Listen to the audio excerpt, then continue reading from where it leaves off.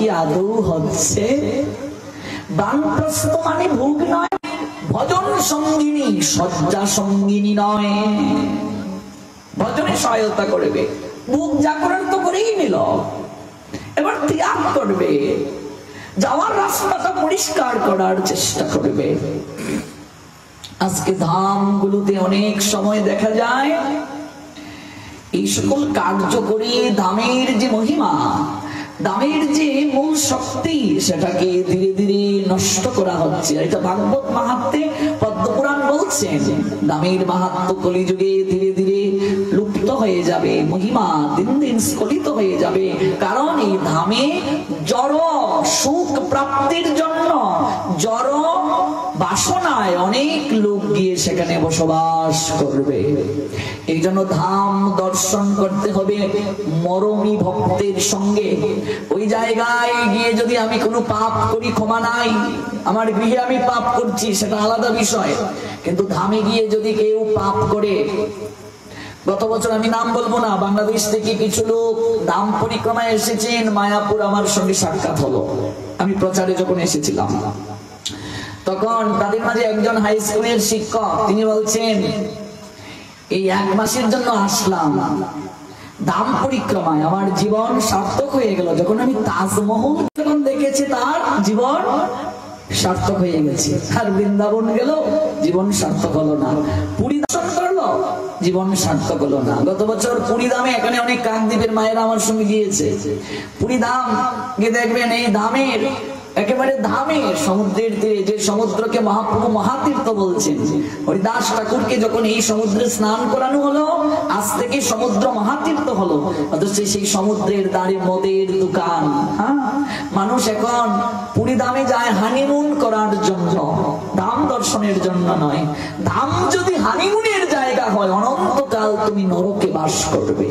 ধামে গিয়ে যদি কেউ যৌন চিন্তা করে, শাস্ত্র বলছে অনন্তকাল তুমি নরকে বাস করবে। ধামগুলো চিন্ময়, ধাম জড় নয়, ধামকে কখনো জড় বস্তু রূপে চিন্তা করতে নাই। ধাম হচ্ছে চিন্ময় বস্তু, এটা চিন্ময় জগতের সকল লীলা খেলা এখানে হয়।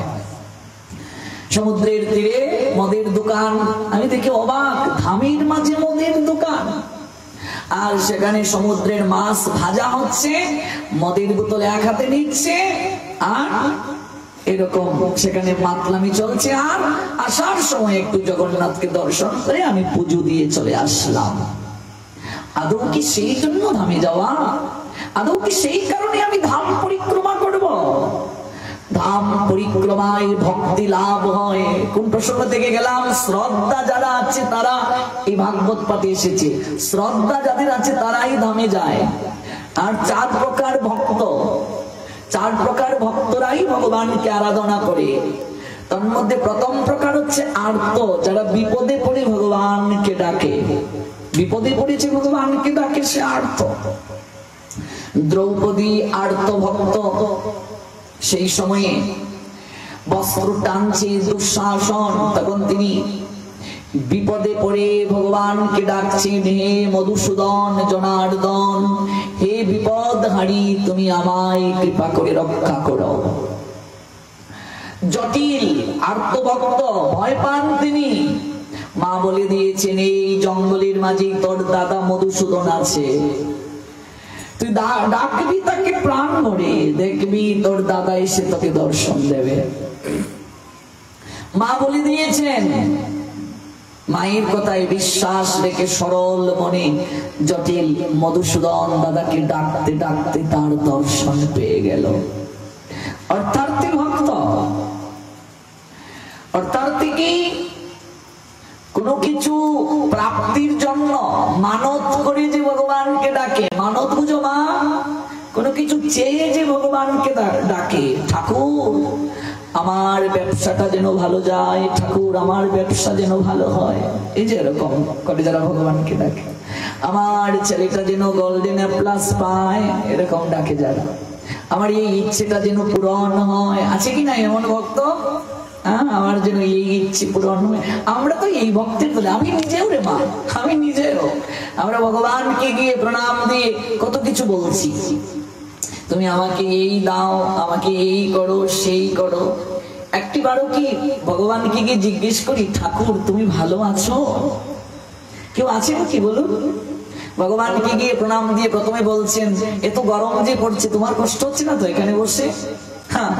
তিনি বসে আছেন, তিনি ভালো আছেন কিনা, তিনি এই জায়গায় সুখ পাচ্ছেন কিনা, তিনি কষ্ট পাচ্ছেন কিনা, এই চিন্তা আমার নেই। আমি 5 টাকা প্রণামী দিয়ে প্রায় 50টা আমি আমার ইচ্ছে পূরণের জন্য ভগবানকে ফরিয়াদ জানালাম। ভগবান মনে মনে বলেন, 5 টাকা দিয়ে এত কিছু চাইছিস আমার কাছে? সম্পর্ক এমন এক বিষয় গো বাবা, প্রীতি এমন এক বিষয়, প্রীতি যদি না উদিত হয় হৃদয়ে, ভক্তি যদি উদিত না হয় হৃদয়ে, তাহলে এগুলো উপলব্ধি হবে না, হবে না উপলব্ধি। এত বড় বড় অট্টালিকা, ঠাকুরের ঘরটা কবুতরের বাক্স কেন? তুমি বিল্ডিং করার আগে তোমার মনে এই চিন্তা নেই কেন? সর্বপ্রথমেই তো চিন্তাটা করা উচিত, ঠাকুর তোমার কৃপায় আজকে অট্টালিকা হবে। সর্বপ্রথমেই তো ইঞ্জিনিয়ারের সঙ্গে আলোচনা করা দরকার যে আমার ঠাকুর ঘরটা এই জায়গায় কিন্তু হবে, ঘরে ঢুকেই যেন ঠাকুর দর্শন করতে পারি। ইঞ্জিনিয়ারের সঙ্গে পরামর্শের আগে একজন শাস্ত্রজ্ঞ লোকের সঙ্গে বাস্তু শাস্ত্র বিষয়ে আলোচনা করতে হবে, যে কোন দিকে আমার পিলারটা হবে, কোন দিকে বাথরুমটা হবে, কোন দিকে কমোডটা থাকবে। এগুলো তো আর ইঞ্জিনিয়ারে বলতে পারবে না। ইঞ্জিনিয়ার চক দেখাবে, সয়েল টেস্ট করে সে বলবে এইভাবে।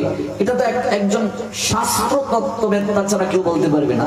আবার ইঞ্জিনিয়ার যে তত্ত্ব দেবে, যে সিদ্ধান্ত দেবে, এটাকে শাস্ত্র তত্ত্ববেত্তা বলতে পারবে? ইঞ্জিনিয়ারের আলাদা দপ্তর, একজন শাস্ত্র তত্ত্বজ্ঞ তিনি বলে দেবেন আপনার কোন দিকে দরজা থাকবে, কোন দিকে জানালা থাকবে, থাকলে আপনার মঙ্গল হবে। বাস্তু শাস্ত্রের কথা তিনি বলে দেবেন। কবরটা কোন দিকে হবে, কোন দিকে আমার পিছনটা হবে, কোন দিকে আমি সামনা মুখটা করে আমি মল ত্যাগ করব, এমনকি বাথরুম টয়লেটে কোন রং দিতে হয় সেটাও শাস্ত্রে উল্লেখ আছে। এগুলো আমার ঘর তৈরির পূর্বে জেনে নিতে হবে। দেখা যায়, আমি নাম বলবো না, এগুলো আমার অভিজ্ঞতার কথা আপনাদেরকে বলছি যেন আপনারা সচেতন হন। সিঁড়ির নিচে ঠাকুর ঘর, এত এত ঘর থাকতে, এসি ঘর থাকতে সিঁড়ির নিচে ঠাকুর ঘর কেন জিজ্ঞেস করলাম? বললো আসলে এটা রেখেছিলাম অন্য কাজের জন্য, আর ব্যবহার হচ্ছে না, তাই ঠাকুর কোথায় বসাবো ভাবছি, তাই এখানেই ঠাকুরকে বসিয়ে দিলাম। ধরে কার দেখ নাই নাক মুখ, তুই ঠাকুর চিনিস না?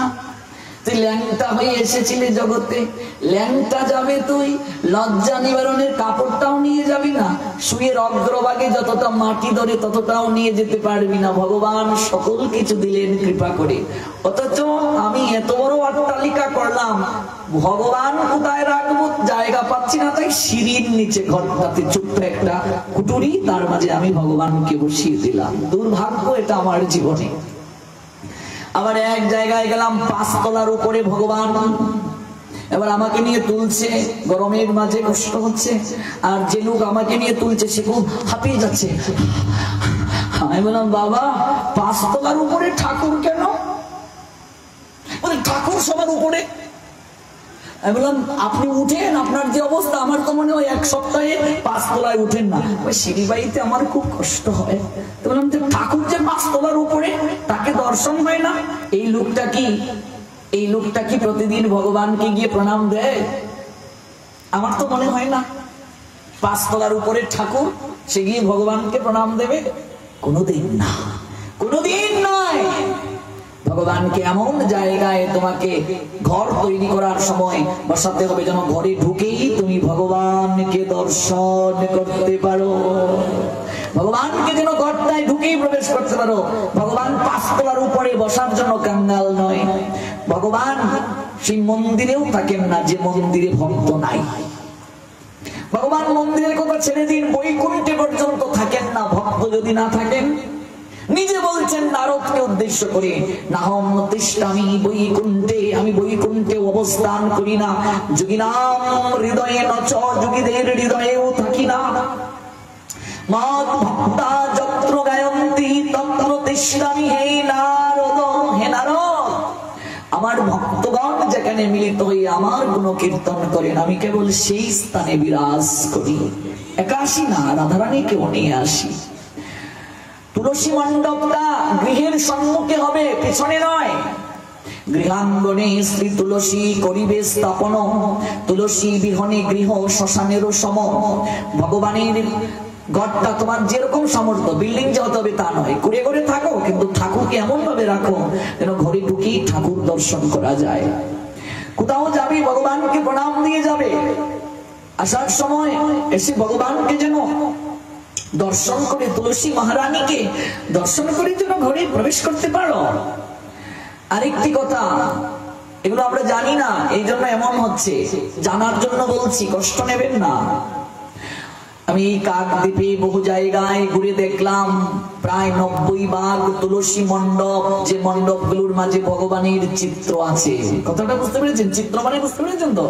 এই তুলসী মণ্ডপটা, এখানে কৃষ্ণের ছবি, অথবা রাধারানীর ছবি, অথবা পঞ্চতত্ত্বের ছবি এরকম আছে। কখনো তুলসী, এই যে ভাণ্ড, এটা আপনি বসালেন তুলসী বৃক্ষটাকে, যদিও বৃক্ষ কিন্তু তিনি তো দেবী রূপে এসেছেন, দেবী বৃক্ষ খুলে জগৎকে কৃপা করার জন্য এসেছেন। সেই তুলসী মণ্ডপের গায়ে কোন ধরনের ভগবানের চিত্রপট রাখা অপরাধ। তাহলে এগুলো তো বিক্রি করা হয় ছবি দিয়ে, আমরাও তো জানি না, তাই এনে আমরা বসিয়ে দিচ্ছি। কিন্তু কখনো তুলসী মণ্ডপে চিত্রপট দেওয়া যাবে না। কৃষ্ণের প্রেয়সী হচ্ছেন তুলসী, তাহলে তুলসী এখানে আর তুলসীর নিচে কৃষ্ণ, এটা মর্যাদা লঙ্ঘন না? মর্যাদা লঙ্ঘিলে হয় নরকে গমন, মর্যাদা লঙ্ঘন করা যাবে না। ভগবানের প্রেয়সী তুলসী, তুলসীর মূলে সকল তীর্থ বিরাজ করে, ডালপালায় 33 কোটি দেবতা বিরাজ করে, তুলসীতে ব্রহ্মা বিষ্ণু মহেশ্বর আছেন, চিত্রপট বসানোর আবশ্যকতা নেই। কেমন? তুলসী গৃহের পিছনে কখনো রোপণ করবে না। 108টা তুলসী বৃক্ষ যে আঙ্গিনায় থাকে, শাস্ত্র বলছেন সেই আঙ্গিনাকে বৃন্দাবন ধাম বলে মনে করবে। 108টা তুলসী বৃক্ষ যে আঙ্গিনায় আছে, সেই আঙ্গিনা ধামের সমতুল্য। বৃন্দা কৃপা হইলে হয় বৃন্দাবন প্রাপ্তি, বৃন্দার কৃপা না হইলে নহে কৃষ্ণ ভক্তি। ওমা, কৃষ্ণ ভক্তি লাভ হবে না গো যদি বৃন্দার কৃপা না প্রাপ্ত হও। সেই বৃন্দা দেবীকে রাখবে কোথায়? গৃহাঙ্গনে, গৃহের অঙ্গনে, সম্মুখে। যাকে দর্শন করলে সর্ব পাপ দূরে যায়, পরশ করিলে বপু পবিত্র করায়, বপু মানে শরীর, শরীর পবিত্র হয়ে যায়। জল দান করলে প্রতিদিন কৃষ্ণ ভক্তি লাভ হয়। আর রোপণ যদি কেউ করে, সেই তুলসী বৃক্ষের যে মূল, এখানে যদি আগাছা জমে থাকে, সেটাকে পরিষ্কার করে দেওয়া আমাদের কর্তব্য। যদি কেউ এমনও করে, তাহলেও তার অপ্রাকৃত কৃপা লাভ হয়। 5 তলার উপরে ভগবানকে বসালে, সেখানে তুমি 1 সপ্তাহে যদি একবার উঠলে না, কিংবা উঠার সময় তোমার কষ্ট হচ্ছে, অশ্রদ্ধা করে উঠছো, কোনো লাভ হবে না। ভগবানের ঘরটা আমি যে ঘরে তাকি তার থেকে উন্নত হতে হবে। আমার ঘরে ফ্যান আছে, এসি আছে, কিন্তু ভগবানের ঘরে একটা ফ্যান নেই। তাহলে আমি ভগবানকে কতটা ভালোবাসি সেটা কি প্রশ্নবিন্দু নয়? বিপদে সম্পদে রাখিবে যে পদে, তার পদ কেন ভাবো না? যে আমাকে বিপদে, বিপদে মানে দুঃখে, সম্পদে মানে সুখে, যে সুখে দুঃখে আমায় সর্বদা রক্ষা করবেন, আমি তার কথা ভাববো না। তাহলে আমি কার কথা ভাববো গো? বিপদে সম্পদে রাখিবে যে পদে, তার পদ কেন ভাবো না? এরই নাম প্রীতি, এরই নাম শ্রদ্ধা। আমি তো চাইছি আমার ইচ্ছে পূরণের জন্য, আমি তো ডাকছি ভগবানকে আমার ইচ্ছে পূরণের জন্য। ইচ্ছে পূরণের জন্য যে ভগবানকে ডাকে সে অর্থার্থী। কোনো কিছু চেয়ে যে ভগবানকে ডাকে, ঠাকুর আমার এটা চাই, আমার এই চাই, আমার ওই চাই, এই নিয়ে যে ভগবানকে ডাকে সে অর্থার্থী। জিজ্ঞাসু, কোনো কিছু জানার জন্য, তত্ত্ব জ্ঞান লাভের জন্য যে ভগবানকে ডাকে সে হচ্ছে জিজ্ঞাসু ভক্ত। জ্ঞান প্রাপ্তির আকাঙ্ক্ষায় যে ভগবানকে ডাকে।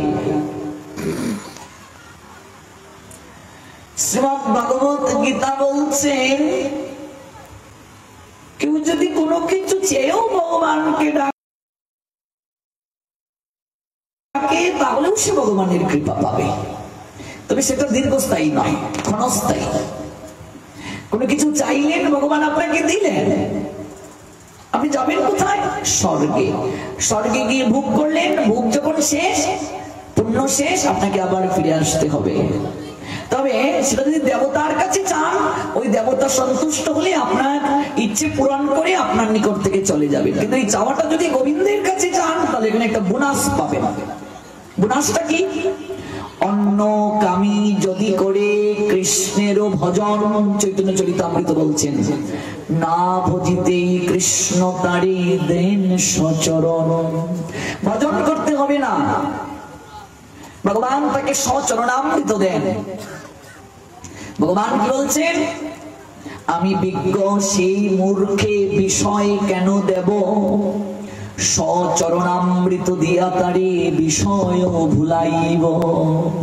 ভগবান বলছেন, আমি তো জানি এই অনিত্য বিষয় যদি কেউ চায় সেটা ক্ষণিকের জন্য দেব, ভুলে যাবে। প্রমাণ বহু আছে শাস্ত্রে। ভক্তমাল গ্রন্থের দিকে একটু তাকাবো। আমি সেদিন পাঠে বলার পর, গ্রন্থের কথা বলার পর অনেক ভক্ত যোগাযোগ করছেন গ্রন্থ দান করার জন্য। আপনাদের এই ভালোবাসা, বিশেষ করে কাকদ্বীপের ভক্তদের এই ভালোবাসা আমাকে মুগ্ধ করেছে।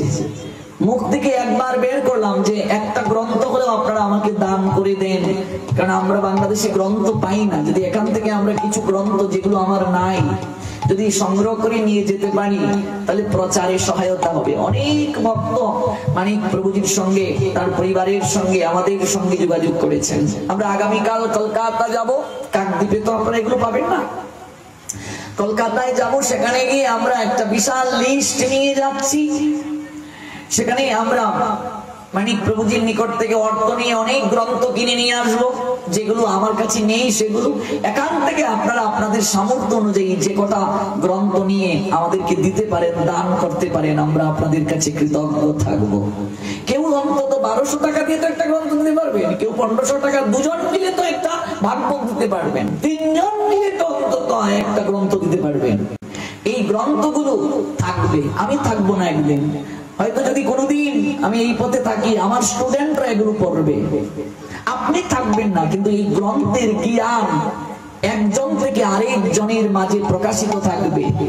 অনন্তকালে জ্ঞান মানুষের কাছে বিতরণ হবে, আর আপনি এই কৃপাতে ভগবানের চরণ প্রাপ্ত হবেন।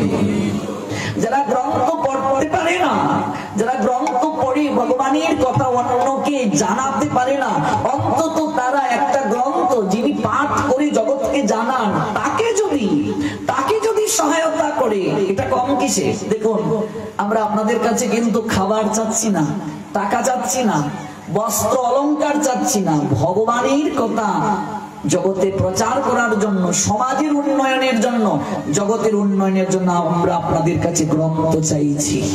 এটা আমার অধিকার আপনাদের কাছে চাওয়া। কেন অধিকার? এই সমাজের, সনাতন সমাজের ধর্ম প্রচারকের আমি দায়িত্বে আছি, এজন্যই আপনাদের কাছে আমার বলার অধিকার আছে। এই সনাতন সমাজের আপনিও একজন, আপনারও দায়িত্ব আপনার ধর্মকে জগতের বুকে প্রচার করা। এটা আমার অধিকার আপনাদের কাছে চাওয়া। এই আয়োজনকারী যারা কমিটি, তাদের কাছেও আমরা চেয়ে গেলাম, আপনারা আপনাদের সামর্থ্য অনুযায়ী আমাদের গ্রন্থ দেবেন।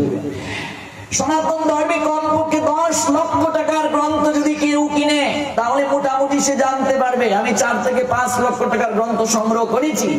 বাংলাদেশে 3 গুণ দিয়ে আমাদের গ্রন্থ কিনতে হয়। এখানে একটা গ্রন্থের দাম যদি 13,000 টাকা হয়, আমরা বাংলাদেশ থেকে সেই গ্রন্থের দাম 41,000 টাকা দিয়ে কিনি। 3 গুণের বেশি। ভাবা যায়, কল্পনা করা যায়? 3 গুণের বেশি। আবার অধিক গ্রন্থ একসঙ্গে কিনে নিয়েও যাওয়া যাবে না, বর্ডারে আটকে গেলে কম কম করে নিয়ে যেতে হয়, সব সমস্যা। একসঙ্গে অনেক গ্রন্থ নিয়ে যাওয়া যাবে না, আমরা কিনে যতটুকু পারি নেব, বাকিটুকু এই কাকদ্বীপে মানিক প্রভুজির বাসায় রেখে যাব। আমরা কি শুধু এই বছরই আসবো না, আগামীতে আসবো না? পিছনে কেউ বলে না, ও মা আসবো না গো। নেব। 108টা উপনিষদ কিনার ইচ্ছে। 108টা উপনিষদ। উপনিষদ কয়টা? 108টা উপনিষদ এই তারিখে নিয়ে যাওয়ার ইচ্ছে। একটা বেদান্ত মালা, বেদের যে 4টা ভাগ একেবারে ব্যাখ্যা সহ, বাংলাদেশের মূল্য 57,000 টাকা। একটা মহাভারত 1 লক্ষ শ্লোক রয়েছে, 1-2টা শ্লোক নয়। বাংলাদেশ থেকে যদি আমরা এটা কিনি 47,000 টাকা দাম। এত টাকা কে পাবে বলুন? আমাদের তো আর চাকরি নেই, ব্যবসা নেই, বউ বাচ্চাও কেউ নেই। এখন আমরা তো এই পথে নেমে গেছি। পড়াশোনা করে যে রেজাল্ট করেছিলাম, প্রধানমন্ত্রী কর্তৃক পুরস্কার পেয়েছি, ফার্স্ট ক্লাসে গ্রাজুয়েশন মাস্টার্স করেছি, এটা চাকরি কি হবে না? এত গাদা স্টুডেন্ট আমি। কিন্তু এই যে এই জগতের কল্যাণে নামলাম, এবার আমাকে দেখাশোনা করার দায়িত্ব কার? আপনাদের। খাওয়ানোর দায়িত্ব কার? ঘুম পাড়ানোর দায়িত্ব কার? সমাজের মানুষের। আপনাদের দায়িত্ব। আমরা এই ভাগবত পাঠ করে আপনারা যে প্রণামী দেন, আমরা এগুলো সঞ্চয়ের কিছু নাই। আমাদের সংসার নাই যে এই টাকা নিয়ে আমরা সংসার চালাবো। আমাদের বউ নাই, পোলাপানও নাই যে এগুলো নিয়ে আমরা রাখবো যে আমার পোলাপান খাবে। এগুলো দিয়ে আমরা গ্রন্থ, আগামীতে আমার নিজের লেখা গ্রন্থ বের হবে। গ্রন্থ লিখতে গেলে তো অনেক গ্রন্থের রেফারেন্স দরকার। একটা শ্লোক কোথা থেকে আসলো? এই যে আজকে পাঠে এত বড় কথা বলি, এত চ্যালেঞ্জ, কতটুকু পড়েছি, কত গ্রন্থ ঘাটতে হয়েছে আমাদেরকে। আমি 10 ঘন্টার উপরেও এই ধর্মগ্রন্থ স্টাডি করেছি, দিনের পর দিন পড়েছি। মহাপ্রভুর কৃপায় যখন এই পাঠ শুরু হয়, মনে হয় কে যেন আমাকে দিয়ে বলায়। লক্ষ্য করে দেখবেন, কে যেন আমাকে দিয়ে বলায়, এরকম মনে হয়। এমনিতে যখন আমি কথা বলি, আমার কথা একটু আটকে আসে, লক্ষ্য করবেন, কিন্তু এই পাঠে অটোমেটিক চলছে চলছে চলছে। এটা আমি বলাচ্ছি না, ভগবান আমায় দিয়ে বলাচ্ছে। পূর্বজন্মের সৌভাগ্য ছাড়া হয় না রে মা, আপনাদের আশীর্বাদ। আমার মা বলতেন, তুমি জগতের যদি সন্তান হতে পারো তাহলে আমি ধন্য। আজকে দেখুন, বছরের মাঝে কয়েকদিন যাই বাড়িতে, 2 দিন 3 দিনও গিয়ে থাকি না। আমার মায়ের সহযোগিতাতেই তো আমার এই পর্যন্ত আসা। আমার মাই চান আমার ছেলেটা এই পথে থাকুক। আর কত মা 3-4 ছেলে থাকলেও একটা ছেলেকে এই পথে দিতে চান না। যে কানুকে দিয়ে দাও, বলছে না গো, কানুকে ছাড়া কি করে থাকবো। তাহলে ভানুকে দাও, বলছে না না, ভানু তো আমার প্রেমের আলো ছড়াবে, তাকে ছাড়া আমি কি করে থাকবো। আমরা ত্যাগ করতে পারি না সহজে। তাহলে বাড়িতে কদিন গিয়ে থাকি বলো? আমাদের কি সুখ আহ্লাদ ছিল না বলো? এই কলেজে যখন পড়াশোনা করতাম, যেরকম প্যান্ট পরতাম, এরকম সেম কালারের শার্ট পরতাম, সানগ্লাস পরতাম। এবার তো এক কাপড় রেগুলার পরি। আর এটা কাপড় তো আপনারাই দেন, যে কাপড় দেন এগুলো পরে আরো থাকে। তাহলে কই আমাদের তো কোনো কিছু নেই, সুখ আহ্লাদ নেই। হ্যাঁ, এগুলো কিসের জন্য বিসর্জন দেয়া হলো? একমাত্র জগতের কল্যাণের জন্য। মানুষ যেন একবার কৃষ্ণ নাম করে। কেউ যদি একবার কৃষ্ণ নাম করে, অন্তত একবার হলেও যদি কাউকে কৃষ্ণ নাম করিয়ে যেতে পারি, মহাপ্রভু পাঠিয়েছেন, তাহলে মনে করব আমার এই পথে আসা প্রচার সার্থক বলে গণ্য। এই যে কুলপিতে গেলাম, কুলপির ভক্তরা বলে, আপনি নগর কীর্তনে বের হন, কাকদ্বীপে এত সুন্দর নগর কীর্তন করেন, আমাদের এখানে কেন হবে না? আমাদের এখানে কেন হবে না? আপনি কাকদ্বীপ তো গৌরদ্বীপ হয়ে গেছে, কুলপির ভক্তরা বলে। এবার কি আর করা, ওই মাতাজিদেরকে নিয়ে 8টার সময় বের হয়ে গেলাম। এবার 12টা পর্যন্ত, 9, 10, 11, 12, চিন্তা করা যায় 4 ঘন্টা এই ঘরে টানাটানি, আমার ঘরে আসুন, এই ঘরে টানাটানি, মানে কি যে পরিবর্তন। সবাই বলে, আপনারা অবাক হবেন, এই বাংলাদেশে, আমি সেদিনও বলেছিলাম, এই বাংলাদেশে আমাদের 64 জেলা, যে জেলাতে আমি পাঠে যাই, সবাই কাকদ্বীপ নামটা এক বাক্যে মুখস্থ করে ফেলেছে। কিসের জন্য জানেন? এই যে ইন্টারনেটের মাধ্যমে হাজার হাজার ভক্তকে মানুষ দেখছে, নগর কীর্তন দেখছে। আমরা আর যে কদিন আছি, আরো 2 বার নগর কীর্তন হবে। কয়বার? 2 বার নগর কীর্তন। নগর কীর্তনে আমরা সবাই থাকবো কি থাকবো না? এই যে মানুষের মাঝে অনুপ্রেরণা, এর থেকে আর জীবনে কি আছে বড় প্রাপ্তি বলুন? মানুষ যে এত ভালোবাসে, এর থেকে জীবনে বড় প্রাপ্তি কি আছে? কিচ্ছু প্রাপ্তি নাই। অর্থ, বিত্ত, বৈভব এগুলো চিরকাল থাকে না রে মা। ভালোবাসাটা চিরকাল থাকে, ভালোবাসাই চিরকাল থাকে। অর্থ, বিত্ত, বৈভব এগুলো চিরকাল থাকে না, এগুলো বালির বাদ। ক্ষমতা বালির বাদ, ক্ষমতার দাপট চিরকাল থাকে না। কিন্তু মানুষের মনে যদি কেউ স্থান করে নিয়ে নিতে পারে, এর থেকে শ্রেষ্ঠ প্রাপ্তি জীবনে আর কিচ্ছু থাকে না। জীবনে আর কিছু নেই। আগামীকাল প্রবচন নেই, আগামীকাল আমরা কলকাতা চলে যাব গ্রন্থ কেনার জন্য। এরপর দিন থেকে হরিপুরে 3 দিন প্রবচন। হরিপুরে প্রবচন হলেও আমরা এই শিবপুর থেকে কি যাব না? অবশ্যই যাব। বরং আরো রাস্তায় গৌরাঙ্গ গৌরাঙ্গ বলে যাব। হরিপুর গিয়ে নৃত্য গীত করে শিবপুরের ভক্তটা সবাইকে পাগল করে চলে আসবে। এখানে গিয়ে নাচবে সবাই। তাহলে দেখুন, কোন কিছু জানার জন্য যে ভগবানকে ডাকে সে জিজ্ঞাসু ভক্ত। চতুর্থ প্রকার ভক্তের নাম হচ্ছে জ্ঞানী ভক্ত। জ্ঞানী ভক্ত কি? সে কোনো কিছুই ভগবানের কাছে চায় না। সে জানে প্রভু তুমি তো ভাবগ্রাহী জনার্দন, তুমি তো হৃদয়ের কথা জানো, তোমার কাছে আর বলবো কি? তাহলে এই যে ব্যাখ্যা শুনলেন এতক্ষণ, বলুন তো কোন প্রকার ভক্ত শ্রেষ্ঠ? জ্ঞানী। তুমি তো সব জানো, তোমার কাছে চাইবো কি? চাইলে তো ঠকতে হয়। গৌর প্রেমানন্দে চাইলে ঠকতে হয়। আচ্ছা মনে করো তোমার 3 সন্তান, যে একটা সন্তান কথা বলতে পারে না।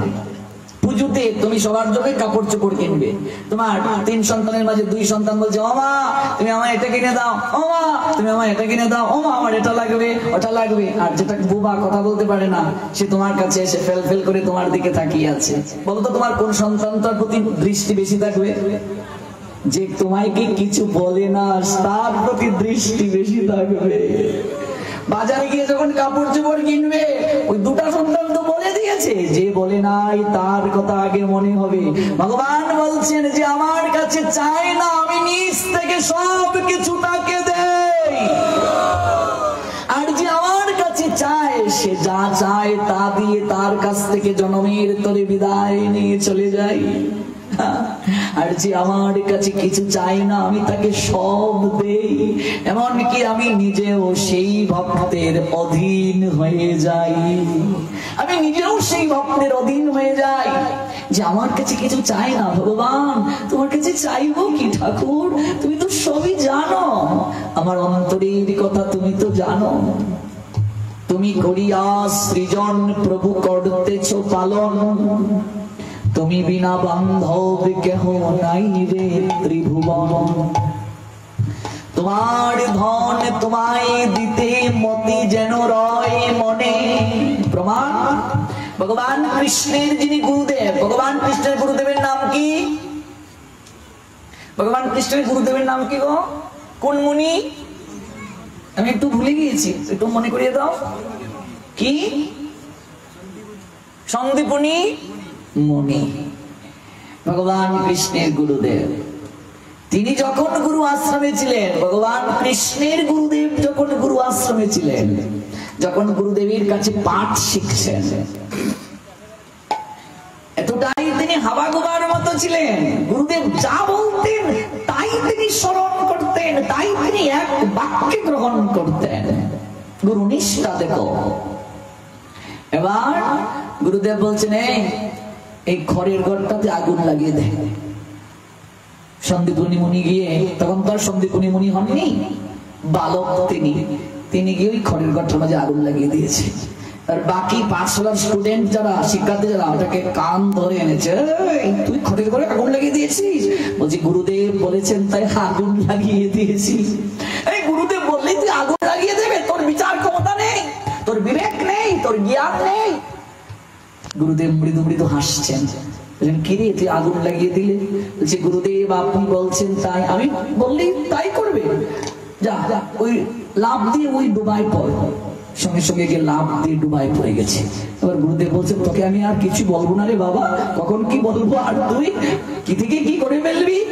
কত নিষ্ঠা।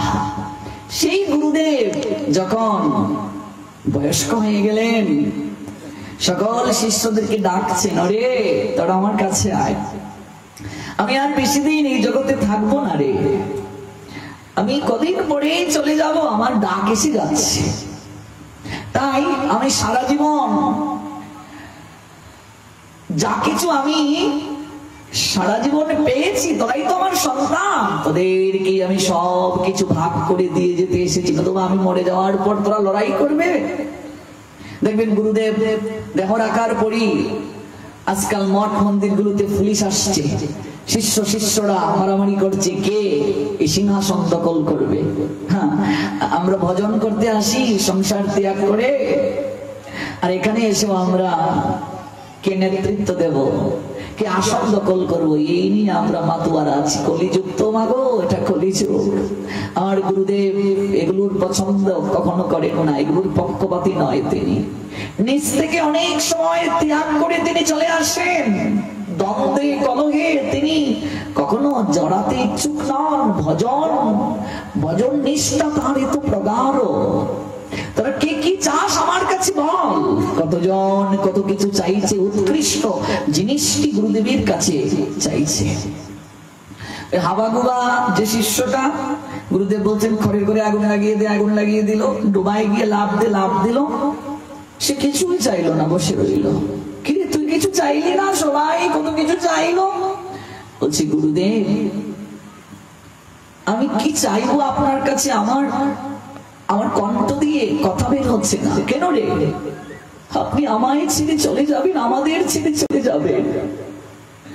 আপনি যদি চলে যান তাহলে তো সংসারে নিঃসন্তান, আপনি আমাদের বানিয়ে, আমাদের এতিম বানিয়ে, আপনি আমাদের এতিম বানিয়ে পিতৃহারা বানিয়ে চলে যাবেন। আপনার বিরহে, আপনার অনুপস্থিতি থাকবো কি করে? ভেতরটা আমার তুলপার সৃষ্টি হয়ে গেছে, তাই আমি মুক্তি কথা বের করতে পারছি না। গুরুদেব আমি কিছু চাই না আপনার কাছে। কিছুই চাস না?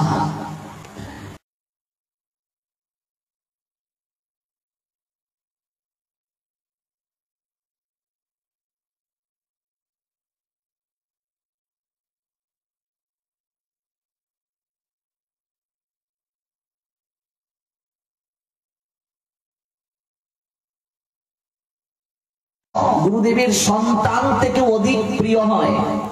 সন্তানের সঙ্গে গুরুদেব যদি গৃহী হন, সন্তানের সঙ্গে গুরুদেবের অর্থাৎ বাবার সম্পর্কটা, একজন পিতার সম্পর্ক সন্তানের সঙ্গে এই জন্ম পর্যন্ত। মৃত্যুর সঙ্গে সঙ্গে ওই সন্তানের সঙ্গে পিতার আর কোনো সম্পর্ক নাই। কিন্তু শিষ্যের সঙ্গে, শিষ্য তো সন্তান গুরুদেবের, শিষ্যের সঙ্গে গুরুদেবের সম্পর্ক শুধু এই জন্ম পর্যন্ত নয় বাবা, শিষ্যের সঙ্গে গুরুদেবের সম্পর্ক জন্ম জন্মান্তরের সম্পর্ক। আমার গুরুদেব বলেন গুরু ভ্রাতা, গুরু ভগিনীর যে সম্পর্ক, গুরু ভাই বোনের যে সম্পর্ক, এই যে শ্রীমৎ স্বামী অদ্বৈত আনন্দ পুরী মহারাজ তিনি দেহলীলা সংকলন করে গিয়েছেন, কিন্তু শাস্ত্রের বাক্যে তিনি যান নাই, তিনি আমাদের মাঝে আছেন। গুরু বৈষ্ণব তাদের কখনো এই জগৎ থেকে যাওয়া হয় না, তারা ভগবানের নির্দেশে আসেন আবার যান, লীলা শেষ চলে যান। তার যে শিষ্য, প্রশিষ্য কি? শিষ্যের যারা সন্তান, শিষ্যের শিষ্য বা শিষ্যের যারা সন্তান, এখানে অনেক আছেন যাদের মা বাবার গুরুদেব হচ্ছেন উনি, তারা হলেন প্রশিষ্য। গুরু ভাই বোনের যে সম্পর্কটা, আমার গুরুদেব বলেন, শাস্ত্রের কথাটাই আমার গুরুদেব বলেন যে শোনো, রক্তের যে ভাই বোনের সম্পর্ক, একই পিতার বীর্য থেকে যে সন্তান বের হয় তাদেরকেই তো আপন ভাই বোন বলে। আপন ভাই বোনের সম্পর্কটা এই জন্ম পর্যন্ত, কিন্তু মনে রাখবে আমার গুরুদেব সবসময় বলে গুরু ভাই বোনের সম্পর্কটা শুধু এই জন্ম পর্যন্ত নয়, ওই নিত্য শাশ্বত যে আনন্দ লোক ভগবানের ধাম, সেখানে আপন ভাই বোন, রক্তজাত সম্পর্কের ভাই বোন একসঙ্গে থাকতে পারবে না। কিন্তু গুরু ভাই বোন যারা গুরুদেবের শিষ্য, তারা নিত্য আনন্দ ধাম শাশ্বত লোক গোলক বৃন্দাবনে গুরুদেবের সঙ্গে একসঙ্গে কৃষ্ণ সেবার সুযোগ পাবে। এই সম্পর্কটা চিন্ময় সম্পর্ক বাবা, এই সম্পর্কটা নিত্য শাশ্বত কালের সম্পর্ক, আত্মার সম্পর্ক এটা। আমরা সেই সম্পর্কটাকে অনেকে অনুধাবন করতে পারি না, যার কারণে গুরু ভাই ভাইয়ের মাঝে দ্বন্দ্ব হয়, গুরু বোনের মাঝে কলহ হয়। আমরা এই সম্পর্কটাকে অনুধাবন করতে পারি না, আমরা এই সম্পর্কের গভীরতা বুঝতে পারি না। পিতার বীর্য থেকে সন্তান হয়, আর গুরুদেব যখন বীজ দেন, এই গুরু মন্ত্রটাকে বীর্যের সঙ্গে তুলনা করা হয়। কর্ণমূল দিয়ে সেটি হৃদমূলে প্রবেশ করে, আর হৃদয়ে যাওয়ার সঙ্গে সঙ্গে শিষ্যের নতুন জন্ম হয়ে যায়, শিষ্যের নতুন জন্ম হয়। তাই হাবাগোবা শিষ্যটা গুরুদেবকে বলছে, আপনি আমাকে আশীর্বাদ করে যান, আপনি আমায় কৃপা করে যান। গুরুদেবের চরণ দুটোকে জড়িয়ে ধরে বলছেন, গুরুদেব আপনি এই দুটো চরণ আমার মস্তকে একবার স্থাপন করে দিন।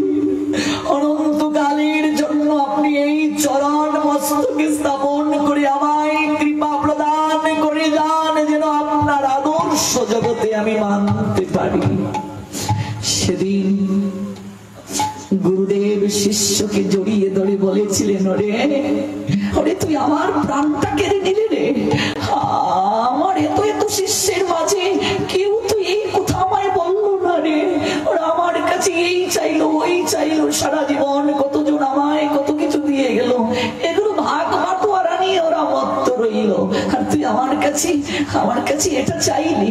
আমি তোকে আশীর্বাদ করে যাচ্ছি, জগতের যিনি গুরু, একদিন জগৎ গুরুর গুরু তুই হবে।